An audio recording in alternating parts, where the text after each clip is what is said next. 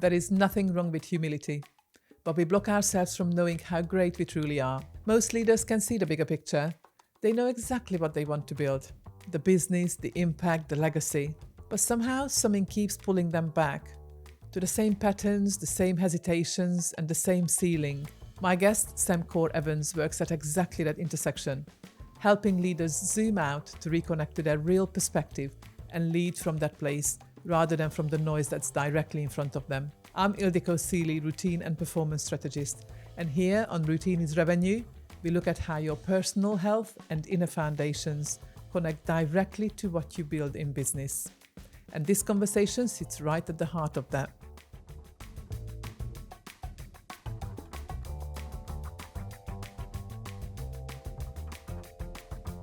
Sam, you were a leader.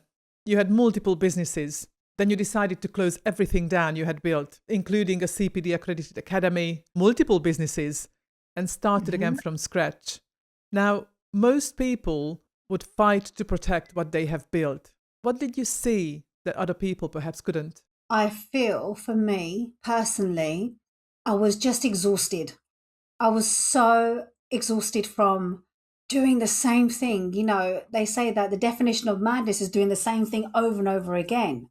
And we can become obsessed by the amount of money that we invest in our businesses. But you know what? I've just thought to myself, this is just not me. It didn't happen just overnight. I didn't go, oh, I'm going to burn everything to the ground, as most people say. I just felt that, okay, well, this journey has come to a close. And actually, I'm going to be really honest. I was going to close my coaching business down.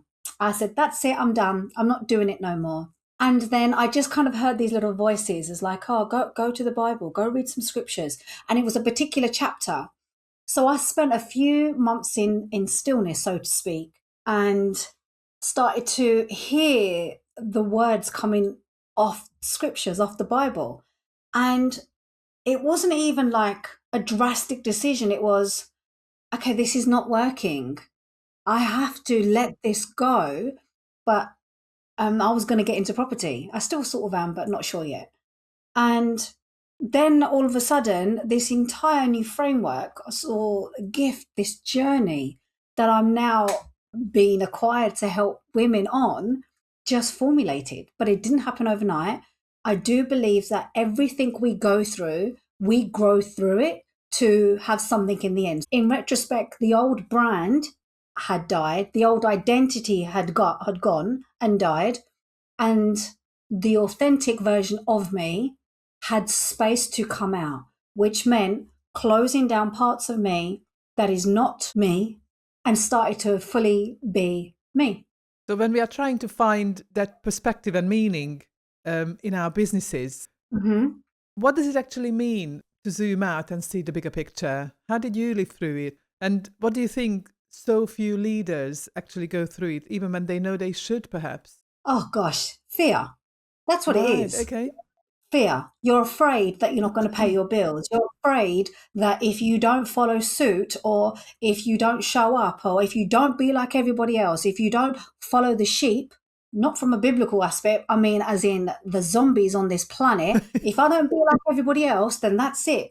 I am going to miss out. So it's fear of missing out. It's fear that if I don't do this, it's not going to happen. But it's a lie. Like, why can you not take your time and create something worthwhile instead of feeling the need to rush? And that's the thing, is that when COVID hit, a lot of people became business owners, coaches, and this whole new jargon terminology, I'm going to say something, it's not going to hit a lot of people very Yeah, go friendly, on, but go for it. so all of these jargon words like the new age terms, the quantum leaping, the manifest a million in 1 millisecond, collapsing timelines, all of that stuff, we became obsessed with it. Okay, let's just be real. We all did. I did. I was like, oh my God, I want to collapse timelines.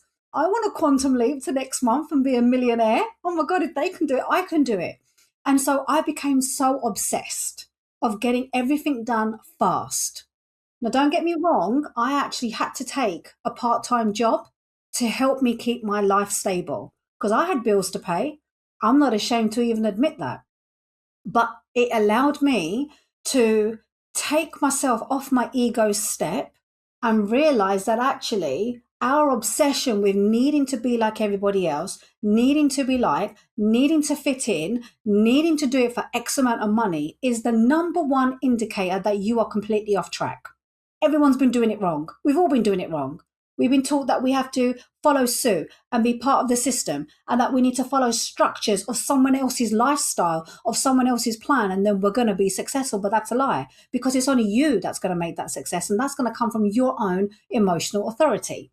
And that basically means being super savvy, super smart with how you hold yourself in any given situation. And that's exactly what I had to go through. I had to go through my own wilderness. I had to go through my storms. I had to go through my tornadoes of emotional eruption, and I had to shut those doors. And it wasn't nice.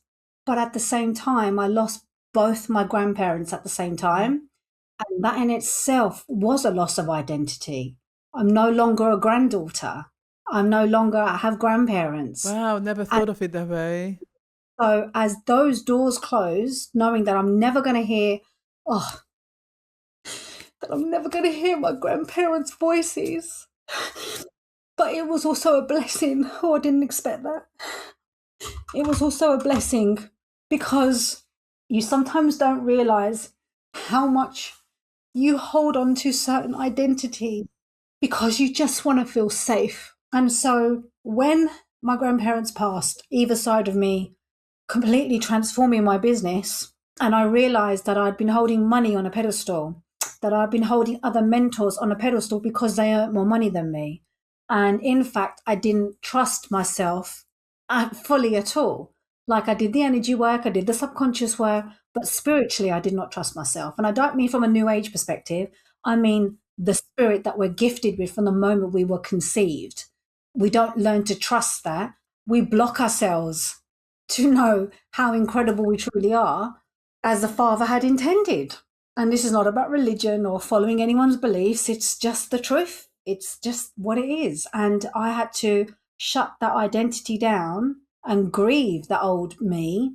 It was the best decision I ever made. That is so important, that when one door closes in our lives for whatever reason and for whatever area of our lives, it is so incredibly important to allow ourselves to grieve, even if it's something that we perceive as a negative thing. For example, ending a marriage. You might think that, oh, I'm so happy to be out of it. But at the same time, you went into it with good intentions. So you still need to allow yourself to grieve for the ending of even what may have been a bad thing.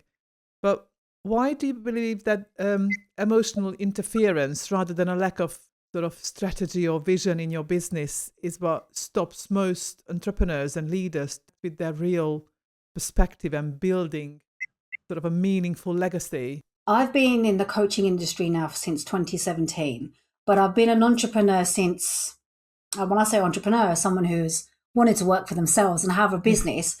I truly believe an entrepreneur is someone who has their own unique gift to the world. Yeah. So I'll say I became an entrepreneur when this diagnostic that I'd birthed came through last year.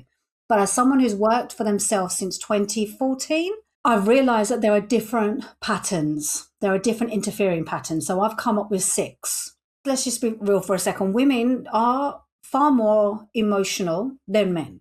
Men are not very willing to feel their emotions, most men. Some do, some don't. I'm not here to judge men at all. But they're more grounded and more solid. Like, if they got to get something done, they'll just go do it. Although I think some of it is still down to society's rules as well, that men need to be strong and boys don't cry. Do you think that some of it is kind of imposed upon them? Well, I mean, my kids do cry.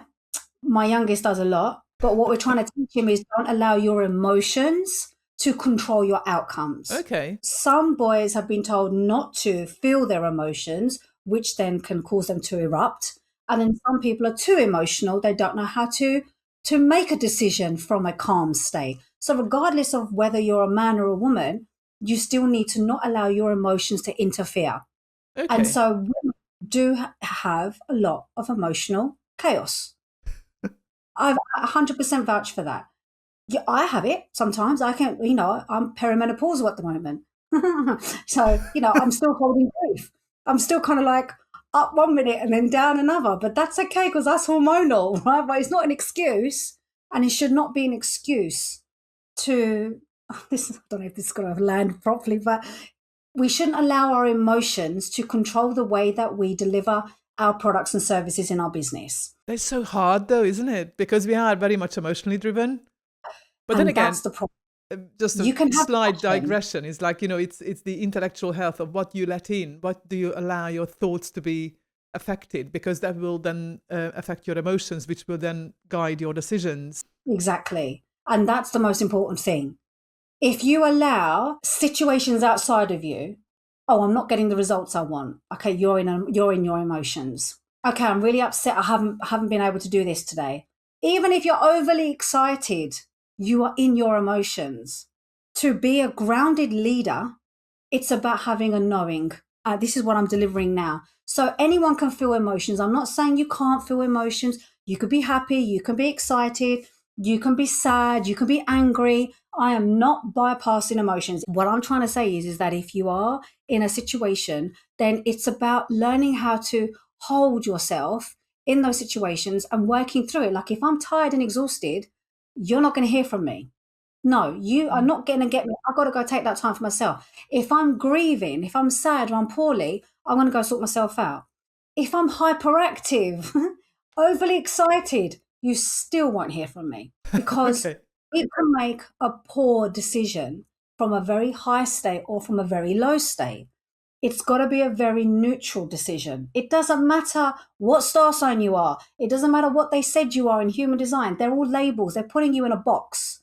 Don't put yourself in a box. Master your emotions and then make a decision from there. And whatever it is, you're going to know it. It's like a knowing. It's like my front door is over there. I know that to be true. I know the sunset's going to later because my phone told me. It's a knowing. And that's how we need to be decisive in our businesses. If things feel hard, then you've got to take a step back and go, okay, putting my emotions aside, what's actually really working and what's not? Because if you allow your emotions to drive you and to push you and to force you, then you're going to crash and crumble. And I'm living proof of that. I've built my business in high vibe, low vibe, indecisive vibe, emotional vibe, unemotional vibe. But emotional intelligence is the ability to be a smart, savvy person with your emotions where you do not get affected by your own state. You do not get affected by the outside state. You hold yourself grounded to some sort of transcendent, ascendant level, not going off into another dimension, as in spiritual authority. And when you remove the interference, that's exactly where you will be. I'm not saying every day is going to be perfect. It's got to be continuous. But when you get yourself in that place, there is no stopping you. There is no stopping you. Wow. And you don't let time be an issue. You don't let money be an issue. You don't allow situations, or if you do, go, oh my God, I'm feeling a bit anxious in my chest today. Hold on a minute. Step back, step back, step back, step back away from it. What's going on really? Oh, I'm a bit peeved off because, I don't know, the weather's crap. Oh, there we go. There's a real reason why you're upset. Don't blame other people. Don't snap at your children. Don't lose at other people. You're only doing that because, in fact, you're not being honest with yourself. You have an issue that you're not happy with. Go and sort it out and then go and speak to your other family. I'm always saying, kids, I'm so sorry. Monster mommy's come out today. I did not mean it. It's not you, it's me. Literally, it's me. Because we have to take responsibility for how we react. What sort of Go on. diagnostic tools do you use in your practice, and how does it help people shift from operating in survival mode into genuinely leading from a place of meaning? I have built a diagnostic called the DIEQ, which is DIA:EQ. This was created last year on the 2nd of August. And that's a very pinnacle moment because I wrote in my journal, should I create an EQ quiz? And I went, no. What's the point? I've done a quiz before. I don't need to go through all of this again. And then the more I started researching, I went, actually, maybe this is a good idea. And I did use ChatGPT a lot to help me brainstorm different ideas from people that I'd worked with, tools that I'd used, and what I knew already. So I built this diagnostic and came up with 6 different patterns. I called them archetypes, but I don't want to put people into a box because it's not a box. It's an interfering pattern that is blocking anybody or any person fulfilling their entire being. It doesn't mean that you're just one pattern. You could have other interfering patterns in it. Like, Probably you are strongest in one or maybe two areas and weaker in others. the thing is that society has told us that I'm a Leo, therefore I'm stubborn. I'm a manifester and I can only work 2 or 3 months a year. Are you joking? That's not possible for me. I have a defined throat. I'm a speaker. But the ones that aren't, they're not speakers. They have to sit with someone else to learn to speak. The conditioning of human design literally is the one reason why my business dropped, because I Wow. allowed myself to fall into a box. I even tried to change it and make it better, but I could not change something that is not of the father. It's not of him. He's not telling you to be a projector with open centers. He's not telling you to be a Virgo or a Cancer. He's not telling you to be a fire sign or a water sign. He's saying, just be peaceful. Just be an authority. Just be joyful. But we pick all this up, labels, names, beliefs from other people, thinking that's how we're supposed to be to fit in. So no wonder society thinks we need to fit in. And so what this diagnostic does is it shows you your current interfering pattern based on 10 to 13 questions, depending on which one you do, and being guided through that, learning how to hold yourself with emotional authority and emotional intelligence and build a legacy here without having to feel like you've got to be like anybody else, without needing to hire someone to fix you or to make you feel better. You don't need to feel better. You've got to take responsibility for yourself. And it's time for women to do that. So what happens when somebody, like any of your clients, have got external markers of success, the revenue, the profile, the clients, as you kind of talked about it before, that you had it all. But then privately, they might be feeling like they are building something that doesn't actually fully belong to them. Where does that disconnection come from? The disconnection is because they're not doing something that they're supposed to be doing. They're trying to be like someone else. They're trying to fit in. That is someone who is too afraid of fully owning what they're supposed to be doing, and most probably putting other people who's done what she really wants to do on a pedestal. We're going back to society set rules again, aren't we? That's So, what I it mean, is. from a very young age, it's like ever so often I have these conversations with my guests that, as a child, whether it's physical health and the way we move, or whether it's intellectual health, the way children think when they are very young and without any inhibitions, they just are. And then once we get into school, it all gets kind of beaten out of us because it's much easier to conform and then mark or grade things. And then by the time we get to adulthood, we have absolutely no idea what we want to do. I have studied a lot about the mind, the subconscious mind, the unconscious mind, and I have a Montessori diploma in early years pedagogy. And one thing that I realized about children is that between birth and 3, they are learning unconsciously. They don't realize what they're doing. And then between 3 to 5, they learn consciously. Now, when children start to learn particular habits and traits, most of the time, especially at that age, they call it the terrible twos, but it's not. It's a transition because they don't know who they are. 1 minute they're a baby, and the next minute they've got to fend for themselves. And so that's where their emotions get the better of them. And so they don't know how to hold themselves. Parents tell them off. And I'm not saying to be soft and mollycoddling them. They need to have discipline 100% from 7 months. They need to have discipline to acquire self-discipline. That's why I love Montessori so much. Now, what tends to happen is that as they're growing, yes, you're gonna have your family's beliefs, the ancestral beliefs. It's all in your DNA. It's all passed down. And not only that, is that you end up adapting and molding to your crowd, to people you hang around with. And so we're actually quite firm with our teenage boys is, when we notice their behavior steps out of line a little bit, we go, hold on a minute, you're not being you. Don't be like anybody else. Do not be a follower, be a leader. And so that's where the parenting role has to be quite strong and grounded. Don't get me wrong, I do have a lot of things going on. I homeschool my boys as well. But as children are developing, when you go into school, you're trying to fit in, and how a teenager's brain is. So when a child's brain, when they reach at 2, 3, they're at the highest peak emotionally. And so from 3, it settles down all the way down to about 9. And then it slowly goes up again until they reach 9, 10, 11, 12, which is when they're at the highest peak. So 12, what happens at 12 years old? They're teenagers. They're emotions. Teenagers, absolutely. And that's the thing. That's another label. Oh, they're a teenager. But again, that you're giving them a label because society said so. So in fact, people are labeling their kids from the moment they turn 2, when actually their brain waves at 2, 3 is the same at 12, 13. So Okay. you have to learn to hold that child then exactly as they were as a teenager. So like I said to myself, I feel like I'm acting how I was when I had postnatal depression. I'm going from a perimenopause. I can see the similar patterns. I can see the similar emotional and the anger and the frustration and the stillness. I'm like, whoa, where's all this coming from? And that's why it's so important at any level to have that level of self-awareness and self-regulation and being able to teach children that. So that's why I'm so glad I took my kids out of school, because I feel now they want to go back to school. I'm like, okay, whatever you want to do, but I'm doing my best with them at home. Does that make sense? Yes, So absolutely. it's with society, not everybody gets that.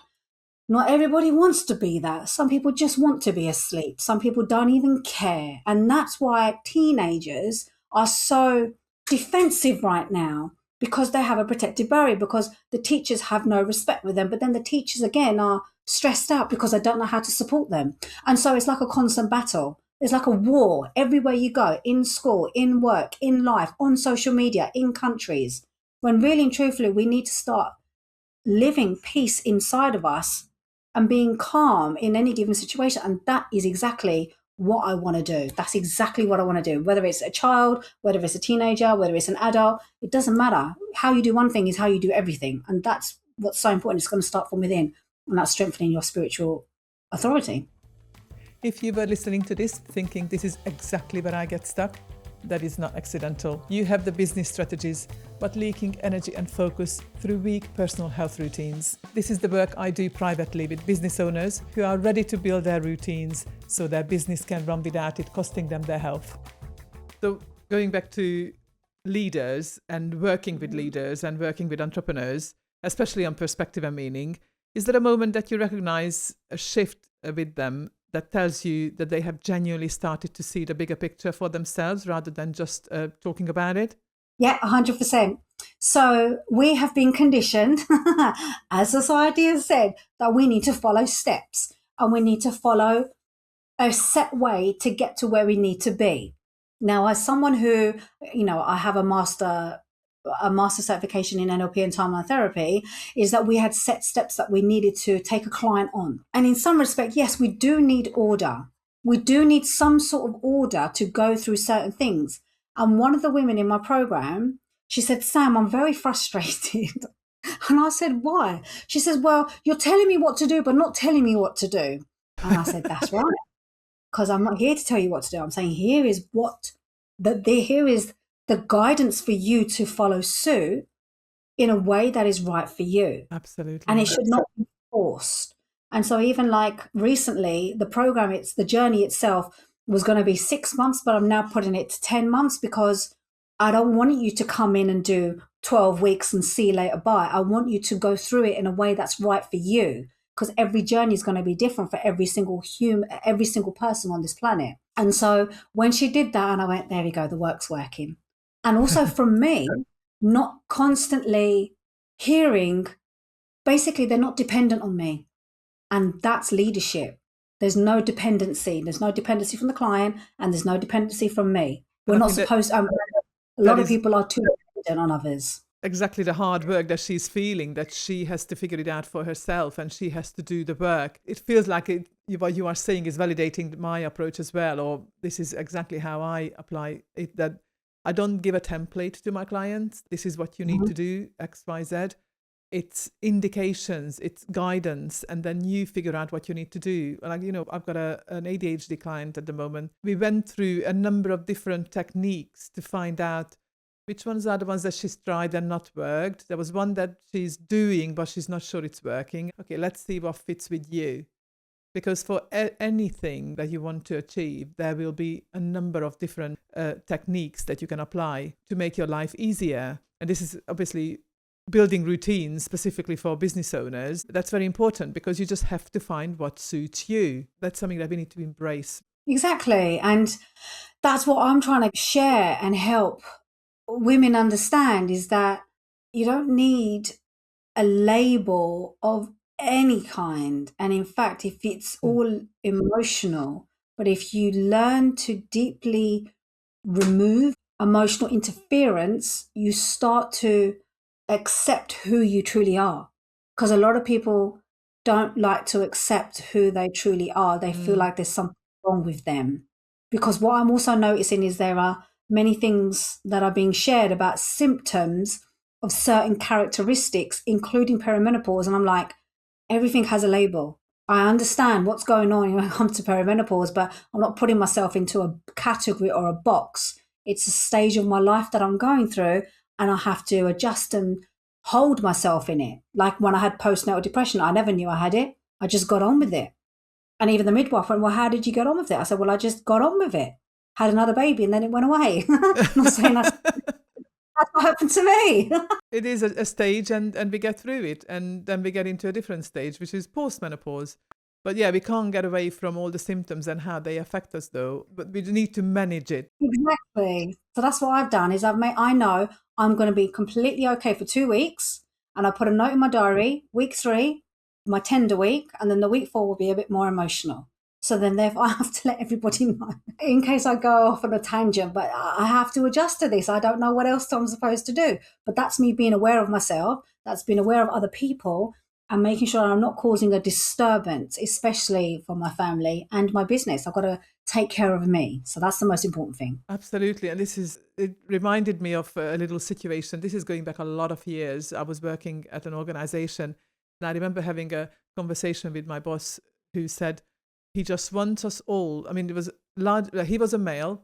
There were a couple of males working at the organization, and then the workforce was largely female. He said something along the lines that he just wants everybody to work, like up to the company standards, not depending on what kind of a mood we are in that particular day. And it's like, that's just so unfair, really, even to say that, because, when you are hormonal with your cycle, you can't really control it. I remember when I was working as a operator, when pages were around many, many years ago. I mean, I was someone who I had a very traumatic childhood, very, very traumatic, full of abuse. And I just wanted to be loved, just wanted to be in a relationship. And I was 18, 19 at the time, just broke up with my boyfriend. And I came into work and I was crying and I was sobbing. I was all over the place. And this woman pulled me aside and she said to me, Sam, listen, I understand it's a difficult time for you right now, but don't ever let your emotions interfere with your work. You come in, you do your job, and you just get on with it. And I thought, you know what? That was one of the greatest things that I was ever told. Of course, we have emotions. Of course, we have off days. If you're working from home, it's different. You can go for a nap for half a day. You can do whatever you want. But the thing is that's why if you are going to work for somebody else, you can't let your emotions affect you in your workplace. So yeah, you have to remember you signed a contract with that company. So that company expects you to work to a certain level. And that's why you don't let your emotions get the better of you.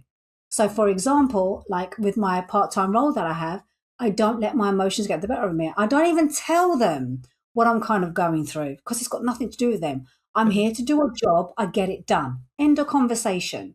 And that may be a very man's way of thinking, but we shouldn't allow our emotions because here's what's going to happen. You will end up being the one people talk about. You'll be the one that people will complain about. And you're more than likely going to be the one that's going to get sacked. And as much as we are here for women and everything like that, don't let your emotions get the better of you. If you're hormonal, keep yourself to yourself, get your work done, boom, go home, or just don't go into work. Make a decision. And that's why it's so but it's true though. Take care of yourself. Don't become a victim of your situation. And sometimes it can happen. Oh, but I'm on my period. Oh, but I'm hormonal. Oh, but this happened to me. Oh, but that happened to me. I know people aren't going to like it, but it's the truth. If I did that, my God, I'd never get anything done. I would never. I just decided to start 2 new businesses last week. Oh, wow. I have Okay. decided, yeah, as well as my other business, as well as a part-time job, as well as homeschool my kids. How am I doing all of that? I do not let my emotions control my outcomes.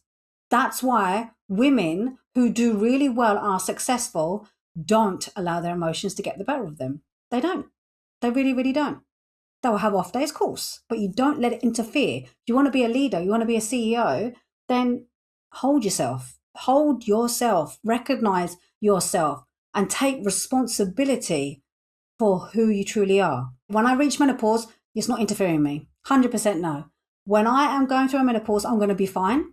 I'm going to be healthy. And I may not be there right just yet. But the thing is I recently gave up a habit that I had trained myself all year, and I gave it up like that. Because that's how powerful we truly are. If you can do something simply as giving up a toxic habit. So I just trained myself all year. I said, yeah, I'm going to give up this year. I'm not going to do this habit no more. It's no longer going to happen. I got a little cough in the end of November, and I went, oh, I'm going to give up now. Done. Just like that. So I'm training myself right now is that when I do reach that stage, I'm going to be calm. I'm going to be fine. And I'm grateful for this I'm actually really grateful for perimenopause, because what it's doing, it's getting me ready for when it actually lands. Just a little tip for you. This is the hard bit. Once you are Oh, is over it? it, yeah, this is the hard bit. The perimenopause is the hard bit. Once you are God. over it, you're done. You're done. Life becomes dead easy. Honestly, Oh, well, that's all right. Then see? Can you see then? So what I've been doing is I've gone, okay, hot flush. Okay, right, this is a hot sweat. Okay, right, it's fine. I'll have a nice shower in the morning. Perfect. Okay, I am going to be tender these weeks. Okay, great. Change my diary around, make sure it fits around my moods and my emotions, because I can't let my moods and my emotions affect my business. So I know I've got to take more action now and then take it easy for 2 weeks. And some people might say, well, this, that, and the other. Well, I get support, to be fair. And I tell the kids, pre-warn them, I'm going to have a really crazy week this week. So just be mindful. Just yeah, just please, keep out of my way for your own sake. yeah, stay away as far as you can, 14 days, and then come back to me. But you know what? They're so loving. They're so loving and nurturing. And to be fair, I need that really more than being left alone. So yeah. We talked about legacy building, and Yeah. you talked about legacy built through the scripture of kingdom-led principles. Mm. As you said, it's not for everybody, but it is for some people. What gets me is that it's not necessarily a language that business coaches generally use. Do you think that the coaching industry is just too afraid of faith? Right now, there is a huge spiritual war happening. You have the New Age, and you can see people going from witchcraft to Christ, but we're going from a religion perspective. And a lot of people don't understand what faith really is. So faith is trust.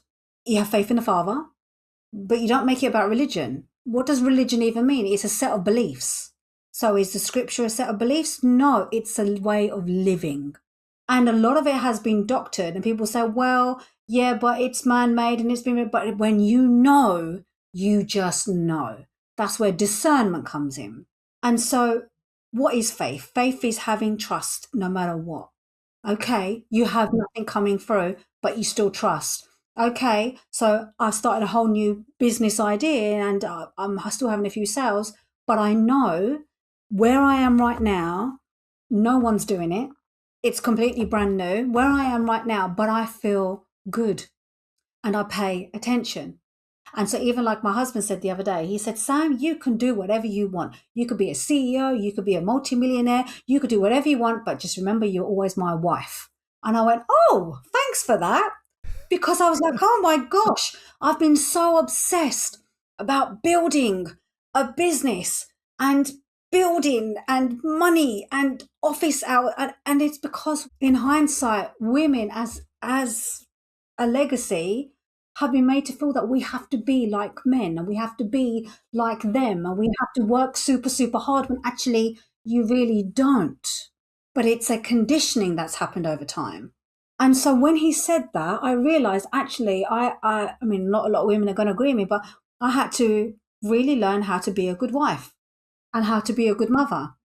And in return, become a dutiful daughter of our father. And so by being able to build that relationship with him, my relationship has changed. It's the ripple effect. Me and my husband, we've always gotten well. He's my best friend. I've got best friends, like girlfriends I've never had. I'm 47 this year. And now I've got one or two friends that I'm so close with. I never had that before. They get me. My kids are an asset to me. They get comments all the time. And so now it's flowing into my business. It's flowing into my relationships with my clients. And so what's happening is that people have lost their vision, have lost their purpose because they're obsessed with making money. And because they did not get what they want, They throw their dolls out the pram. They blame the industry. They blame the mentor. They blame everything except for taking responsibility for the fact of why they did what they do. Just be honest. You paid that coach that money because you liked what she had and you wanted it yourself. Now, because you didn't get it instantly in a millisecond as they promised you, you think it's their fault. Well, no, you made that choice. You still need to take the action. You have to take the action.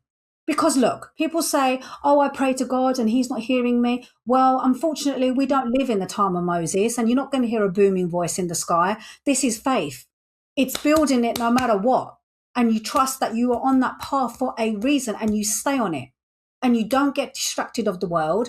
You don't be of the world. You build of the Father, but you still build that kingdom here on earth as it is in heaven, as it says in the Lord's Prayer. Which basically means is that, yes, the world is completely messed up right now, but you don't have to be. You don't have to judge. You don't have to persecute. You don't have to hate. You don't have to be horrible. You don't have to be mean. Be calm and be graceful and just love yourself like you love your neighbor or love your neighbor like you love yourself. But, you know, you are going to get people who are not going to get you. But when you are guarded, when you guard your heart, your mind and your soul, and you're in alignment and you don't let nothing deter you off your path, you're just calm. You're humble. Humble is, and there's nothing wrong with humility. And people have become so self-absorbed that they don't care about what other people think. And then they go, well, I'm an empath and I take on other people's feelings and emotions. Well, you're not guarded because you're not grounded in your own authority. You're trying to be like everybody else. And that's the problem, is people feel like they have to mold into other people to get to where they need to be because they're afraid. There we go. They're afraid of their authority. They're afraid of their power. Because if they only knew what they are capable of, they would never doubt themselves, never fear, never judge themselves, and have impeccable relationships with other people. I think we've gone full circle because we started off with fear and being afraid. So I think that is the perfect way to close this off. And I really, truly hope that people find their perspective and meaning themselves, because it is the actions we take. And, you know, as you went through your life, your husband, your children, your clients, that's the law of attraction, is what you put out there, is that belief in yourself and in what you do. Then you attract back to yourself. The world around you mirrors it back to you. What you give is exactly what you get. Yes, but not from a law of attraction perspective, because that is a way of, like, I guess it's kind of like for like. But what I'm trying to say is that you don't do something to get something in return. You do it because you know it's the right thing to do, and whatever you get on top will be much more magnified. So it's without making it about manifestation, or without making it about, because manifesting means just make something real, but it's been given such a magical word. You know, I'm going to put this on my vision board and I'm going to manifest this. Well, no, you have to take the action. I don't believe in God. I believe the stars and manifestation, but at the same time, to me, manifestation and affirmations, to me, is the same thing. Because what we are asking for, what we are putting out there into the universe, is for a better life, for us, for our micro environment, for whatever we do. Whether you pray or manifest or affirm, you still have to go out and take the action to actually make that happen. You definitely have to take the action 100%. But I don't agree that they're all the same thing. But we can leave that for another conversation. And that's not about my beliefs or anything. It's just a lot of manipulation with words that people think are actually normal, when really they are a lot of lies, which is what a lot of people fall for. And it hasn't worked for them. I'm living one of them, as well as many other women on this planet. And it's not about truly going into, I'm not saying religion, I'm not religious. People think, oh, because I believe in the Father, I'm religious. No, I'm not religious at all. Religion is man-made, and New Age is man-made. And this is about true spiritual authority, without giving anything a label. Just because you do something, you have to get something in return, because you may not even get it. You may not get it what you want. And that's the thing. I went in to build a property business last year. I'm not doing it. Why? Because the Father said, get back on track. You're supposed to help women. I'm like, oh. I was like, yeah, but I wanted a fresh start. I wanted to go over there. But sometimes the journey is hard for a reason. So you can learn to hold yourself and deliver without making it mean about anything of this world. Thank you so much, Sam. You've brought along so many insights. It's been very educational for me for sure, and I'm pretty sure it has been for our listeners as well. You're welcome. Thank you for having me. If this episode has shown you where weak health routines are costing you revenue, your next step is simple. Ask yourself this question: is your business draining your energy faster than it grows? If the answer might be yes, I invite you to book a conversation via the link in the show notes. If this conversation made you think, please subscribe, leave a comment, and listen again. If you would like more information on the topic or my guest, all information is in the show notes. Remember, your business will only ever be as healthy as you. Together, let's build routines to bank results.